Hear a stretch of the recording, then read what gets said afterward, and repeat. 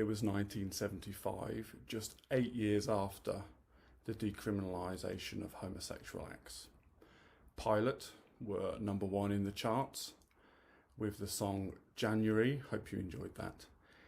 And something else pretty momentous happened in that year as well.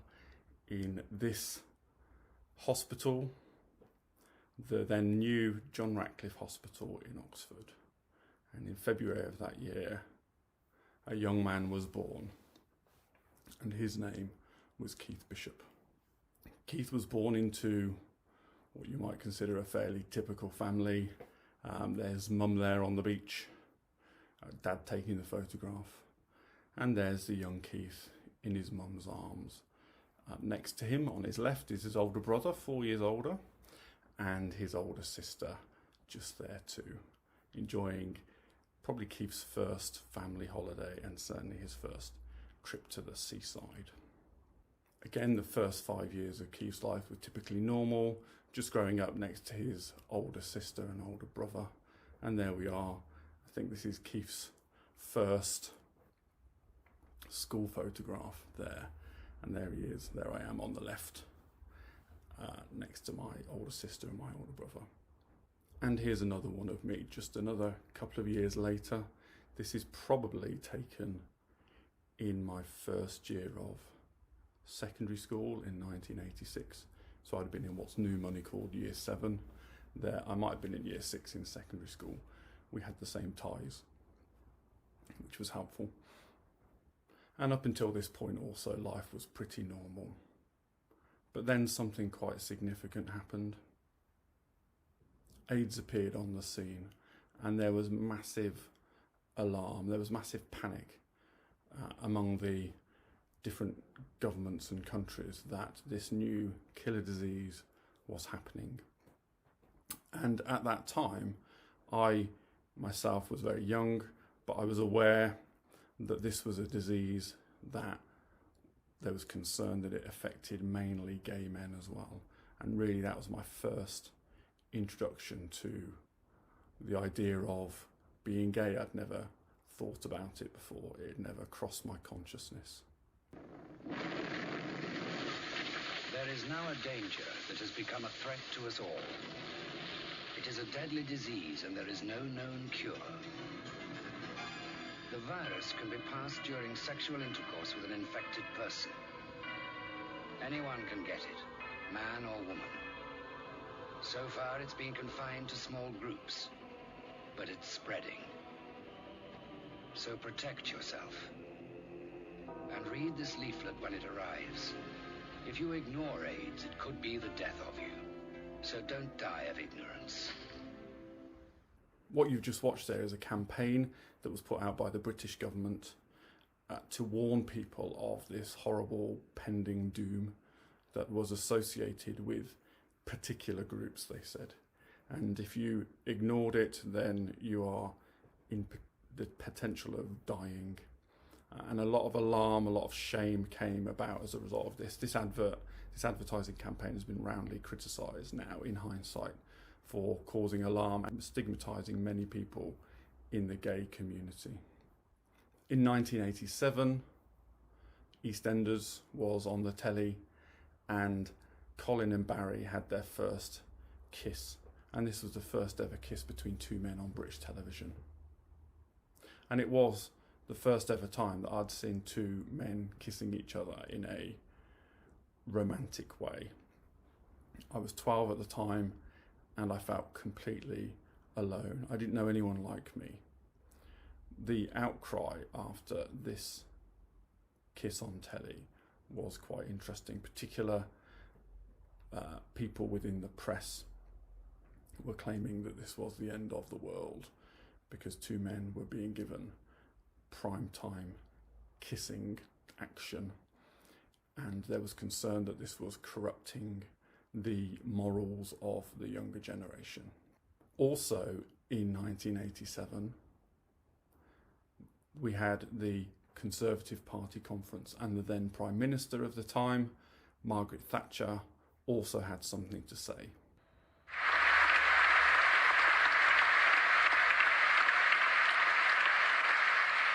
But if the plight of individual boys and girls which worries me most. Too often, our children don't get the education they need, the education they deserve. Children who need to be taught to respect traditional moral values are being taught that they have an inalienable right to be gay. All of those children are being cheated of a sound start in life. Yes, cheated.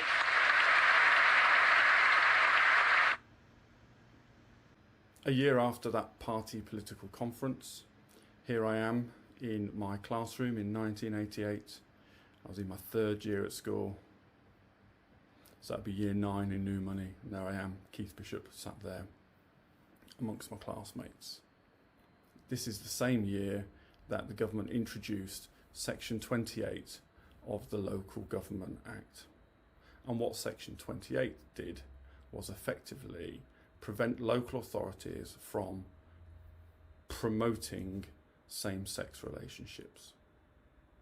The reality of that was that local authorities, which at the time ran schools, were fearful of getting into trouble of this law, and they stopped all kinds of education on same-sex relationships.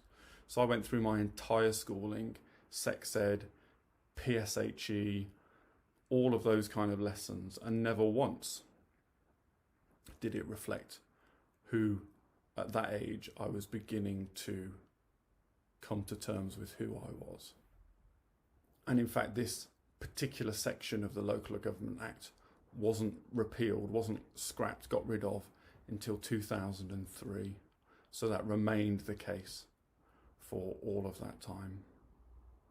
In September of 1991, I started my first job of working with children, young people and families, which, as I think of it now, is a very long time ago. In that same year, the government was persuaded not to amend the 1989 Children Act, which would have enabled gay couples and lesbians adopting and fostering. They decided not to change that, and they kept it in place so that same-sex couples weren't able to adopt or foster at that time. Also, it wouldn't have been until 2003 that the law was brought into place that prevented employers from discriminating against LGBT people in the workplace. Up until that point, so 12 years of me working, it would have been entirely legal for any employer of mine to have sacked me because of my sexual orientation. As I said, it took 12 years after me working for that law to come into place, which meant that I was protected from being fired. Others weren't quite so lucky.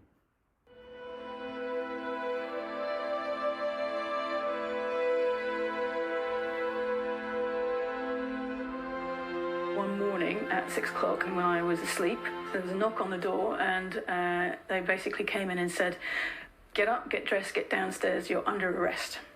And then they stood me outside and said, "We're going to search all the belongings." So they went through all my stuff. They confiscated letters. They confiscated the Suede album, the original one, which I eventually found out has 2 women kissing on the front. A Julian Clary video, because of course, if you have a Julian Clary video, you must be gay.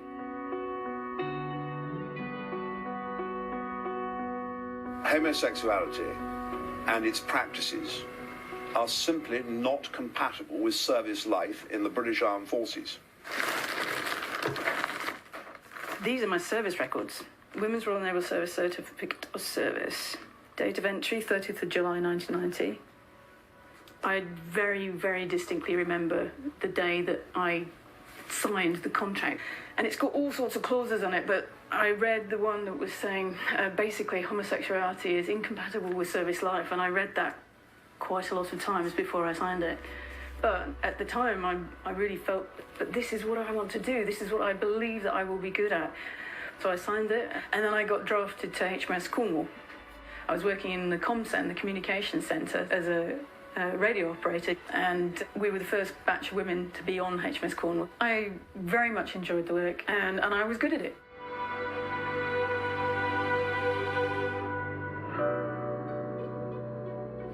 26th of November 93, discharged shore. So I had to go back home and tell my parents not only that I was being thrown out of the Navy, but I also had to come out to them because I hadn't actually said I was gay. I was so terrified of how they were going to feel about it, how disappointed they would be. And I'm extremely lucky because they were, excuse me, they were brilliant, they were lovely, they were totally supportive of me and have been ever since and ever will be. You know, I'm very lucky to have the parents that I have.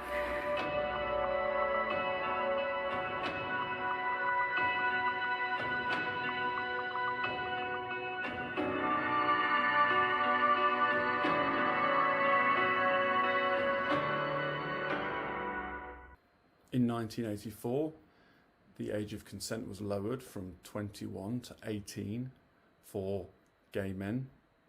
I was 19 at the time.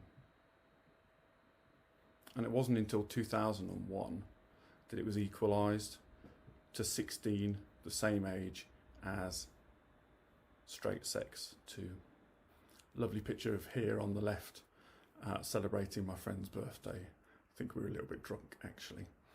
And in fact, she was the first person I ever came out to. And that was at the age of 19. At that point, I finally accepted that it wasn't a phase that I was going through and that it wasn't something I was going to grow out of. Up until that point, a lot of the information around being gay was that young people were going through a phase and they were just exploring their sexuality and that they would turn out to be straight. I got to 19 and thought, shit, this isn't a phase, this isn't going away. By this time I knew other people existed, other people who were gay. I hadn't met anyone like me. And that led to a number of years of really deep coming to terms with who I am, bouts of depression, and I was also knocking around in a church at the time. So there were some moments of conversion therapy also where people would pray for me to be straight. Conversion therapy actually is significantly damaging to people. I would say that I had a very mild version or mild experience of conversion therapy. For others, it is a lot more severe, and the emotional and psychological damage can be significant. So just as I was coming to terms with my own sexual self, 1999, the Admiral Duncan pub was nail-bombed in London, in the gay village in London. 3 people killed and more than 70 people were wounded. And I think that this was the first time I really realised that my sexuality, people like me were still hated and were the subject of violence. And in fact, it wasn't until 2005 that courts were given greater powers for sentencing people where there was a hate crime motive. And it was also in 1999 that I finally plucked up the courage to come out to my family. I was 24 at the time. I'd moved out of home many years earlier. Spoke to my mum first. I said to her, "Mum, I have something to tell you." She said, "As long as you don't tell me you're gay." I said, "Then I have nothing to tell you." That's how the conversation went. It took her a little while to get her head around it, but since then she's been incredibly supportive and loving. Other family members accepted it really quickly. My brother also had a difficult time of coming to terms with it early on, but he and I are really close now, and we share family holidays together with his children and our foster children too. So we're back into 2003 now, but I want to go backwards a moment to 1967, when homosexual acts between men was decriminalised. But in fact, it wasn't until 2003 that law was scrapped. The laws of 1885 that saw the likes of Oscar Wilde thrown into prison. It wasn't until 2003 that those laws were actually scrapped. And actually research reveals that more than 15,000 gay men were convicted in the decades that followed 1967. So the idea that 1967, the decriminalisation of the gross indecency, the idea that this meant that gay men were free is just fantasy. And as I said, it wasn't until 2003 that law was eventually scrapped. Not very long ago. In your lifetime. In 2007, my husband and I bought our first house together. There it is. And it was also in 2007 that the Equality Act enabled same-sex couples to be protected from discrimination against them on the grounds of their sexual orientation. In terms of goods and services, up until this point, it was entirely legal for us to check into a hotel and for the hotel to say, sorry, we don't want you here. You're a same-sex couple. That would have been fine. Technically, we wouldn't have been able to get a mortgage if the mortgage company had said, because you're gay, we're not going to give you a mortgage. They didn't do that, but they could have done. They would have been within their rights. And on the hotels thing, I remember there were specific websites, gay-friendly hotels, that we had to look through, because I didn't want to turn up to a hotel and then to be told at the time that you can't come in. 2007 changed all that. I can now go to any hotel, to any restaurant, to any shop, to any bakery, and be served, because it's against the law to discriminate against me on the grounds of my sexuality. But that took until 2007 for that to happen. Again, in your lifetime. In 2011, I entered into a civil partnership with this man. This is a photograph of him on our honeymoon. And that happened as a result of the 2004 Civil Partnership Act, which enables same-sex couples to have the same rights and responsibility as married heterosexual couples. Up until 2004, that wasn't something that was available to us. But as I said, he and I finally tied the knot, so to speak, in 2011. In my lifetime, since 1975, I'd seen significant change in attitudes and the law, particularly from the late 90s onwards, in terms of equaling what it meant to live as a same-sex couple, as a gay person. But that didn't mean that attitudes hadn't gone away. In the planning of our civil partnership, I learned that friends that we'd invited weren't going to be coming to our wedding because they didn't agree with same-sex relationships. I also later discovered that friends of ours had been persuaded by their parents not to allow us to be godfathers for their children, because also they didn't think that same-sex relationships were appropriate. And then in 2012, our worlds changed, and this is a picture depicting that my husband drew, and I found a few years later. We started fostering, and this is a picture of our first foster boy walking down the garden with his social worker, his cuddly toy, and his little suitcase being carried by the social worker.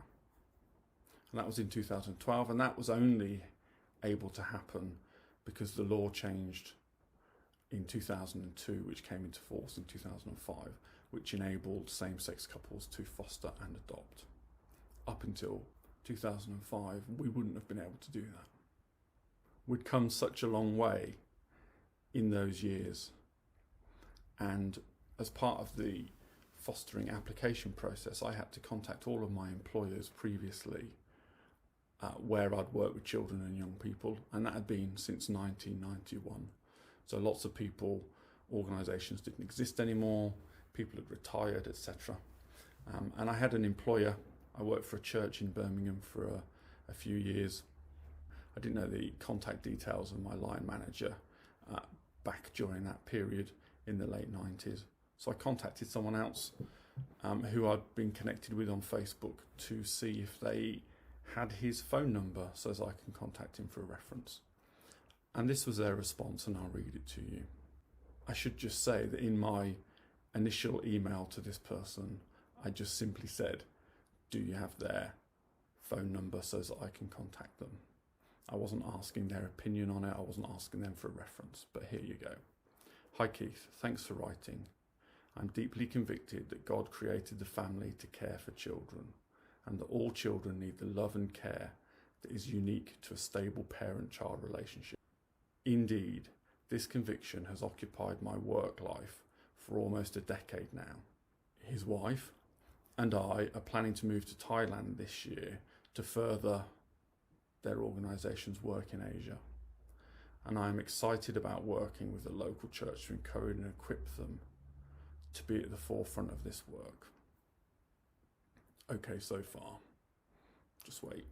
The message continued. However, I am deeply and passionately convicted that God's design for a family consists of a marriage between a man and a woman, who will in turn be a father and a mother for their children. Furthermore, I believe that God designed the man and woman to have distinct yet equally important roles within the marriage and family, and that the husband/father should be the spiritual head of his marriage and family by selflessly serving his wife and children, following Jesus' example towards his church. It goes on. On this occasion, I don't intend to challenge your own conviction on this matter, as the fact that you have entered into a homosexual civil partnership as a practicing Christian clearly suggests that you have considered this issue theologically and have come to a different conclusion to me. However, it is an issue I don't treat lightly and therefore cannot endorse your desire to become foster parents. I wasn't asking for his endorsement. It goes on. I understand this might upset you, and actually it really did, but this is not my intention. It was a theological answer I had to wrestle with over some time, not for personal reasons. I'm straight. Perhaps ironically, it was after attending a talk by Gene Robinson a few years ago that in part helped me clarify my rules. Gene Robinson is an Episcopal bishop within the American church, and he is a gay bishop. I don't know if you've come up against much opposition for your decisions, either from the church or from society. I certainly hope that you have not been subjected to bigotry behaviour. Well, now I am, especially from the church. I also hope that you've been and will continue to be willing to engage in healthy, honest and loving discussions with fellow Christians who consider the practice of homosexuality to be a sin, and that God-ordained marriage is between one man and one woman. It continues. I know that we need to accept differences of opinion in the interpretation of Scripture within the church. I also believe that as Christians, it is our responsibility to always pursue clarity for as long as it may take, and even in the most complicated and painful areas. These aren't complicated and painful areas for him because it's not his deep personal life experience that is on trial here. It's mine. I hope you understand why I feel quite strongly about this particular issue. No. If you'd like to discuss this further, either over the telephone or email me, you're very welcome to. For the record, these views are my personal views and don't reflect necessarily the views of the charity. Take care. And this was my reply. So, do you have their contact details? His reply, no, not to hand. End of discussion. In 2016, on the anniversary of our civil partnership, which took place in 2011, my husband and I got an upgrade. We changed our civil partnership to a full marriage, and that was only able to happen because in 2014, equal marriage between same-sex couples came into force, which enabled us to get married. Well, it's all a very far cry from the repressed, buttoned-up Britain of the 1950s, when gay sex itself was still a crime. Parliament voted to legalise it finally in 1967, but that didn't mean gay and lesbian couples were seen as equal under the law. Katie Rousell has been looking at the long campaign to change British attitudes on sexuality and how different things really are today. Today, Parliament was voting to legalise same-sex marriage, but turn the clock back 50 years and Britain was a very different place.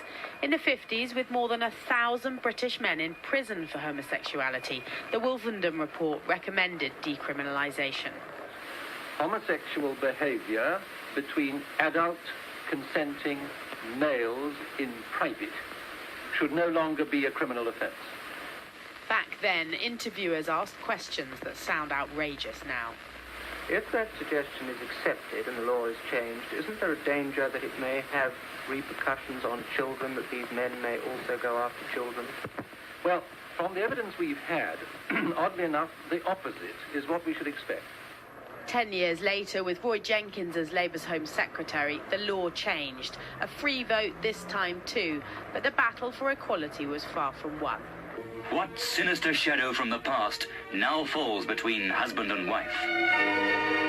The Victim was a cultural milestone, the first English-language film to use the term homosexual, and that only after 30 minutes. The story sees Dirk Bogarde blackmailed for his gay past and was banned initially in America. A decade later, and as groundbreaking culturally, John Hurt's portrayal of Quentin Crisp won him a BAFTA. Have you ever felt love? Honestly? I haven't. Your son's not one of those, is he, Hilda? One of what? Gay pride grew in stature. They marched in Hyde Park to celebrate 10 years, and more joined them to protest the threat of Clause 28 in the 80s, the government ban on local authorities promoting homosexuality.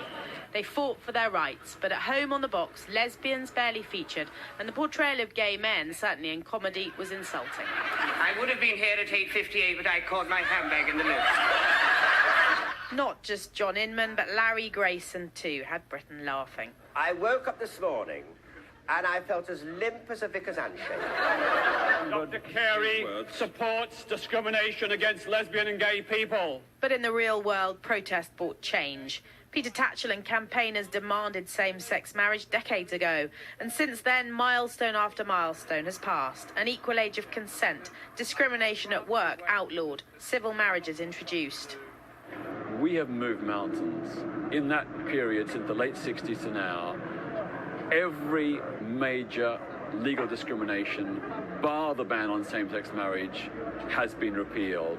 For thousands and thousands of gay people, this will be a joyous occasion because it will mean that society finally does recognize our love as equal. Tonight, they're celebrating a progressive moment in British history. But these campaigners know that in many parts of the world, the freedoms they have are still a very long way off.